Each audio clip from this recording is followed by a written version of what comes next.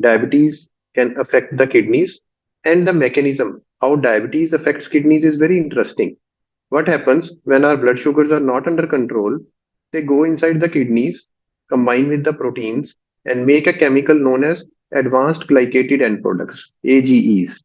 And they damage the kidneys. They get deposited inside the kidneys and eventually making the kidney filtration filters very hard and stiff and gradually damaging with years and ongoing time, causing eventually kidney failure.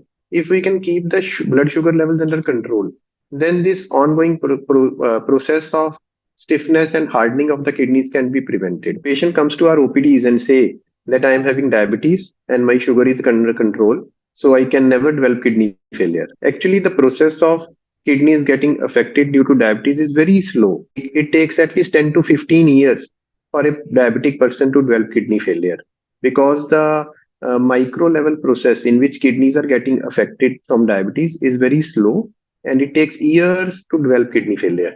So a person who is diabetic should not become complacent after 5 years or 7 years because the time of development of renal failure is usually late. That is after 10, 15 or 20 years. Definitely, if it is not kept under check and the sugars are high, it can lead to kidney failure over time.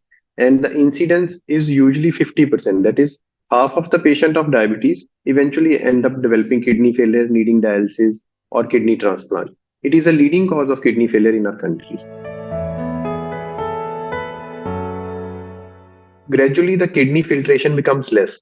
There is retention of water inside the body, which presents as swelling over face and feet, which I will say is the earliest sign of diabetes affected kidney failure. Subsequently, patient starts piling up toxins in the form of urea and stuff, which leads to loss of appetite, weakness, low hemoglobin, lack of energy. So these are the initial signs and symptoms of diabetes affected kidneys.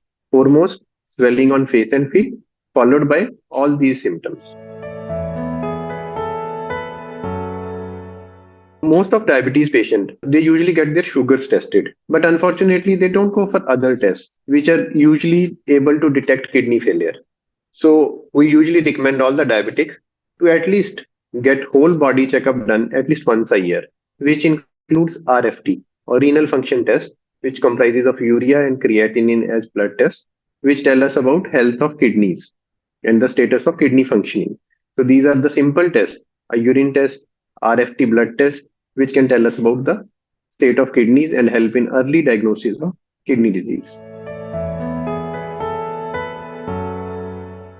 Diabetes related kidney failure can be treated in initial stages with strict diabetes control, good balanced diet, daily physical activity, and some medicines, which are known as ACE inhibitor or ARB category of drugs, which are usually used for blood pressure control.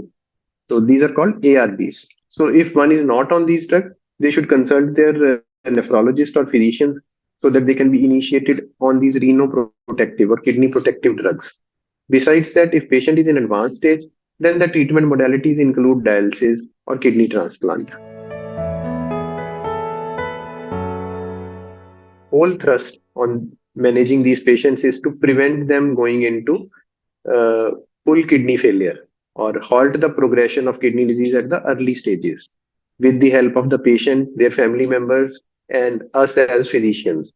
Main focus is to keep strict blood sugar control, hypertension control, quit smoking, moderate alcohol intake, curtail down on salt and protein intake, and optimal medications from the physician side, which can help in curtailing the worsening of kidney failure. So, yes, we can stop the worsening of kidney disease at early stage and prevent a lot of patients from going into dialysis.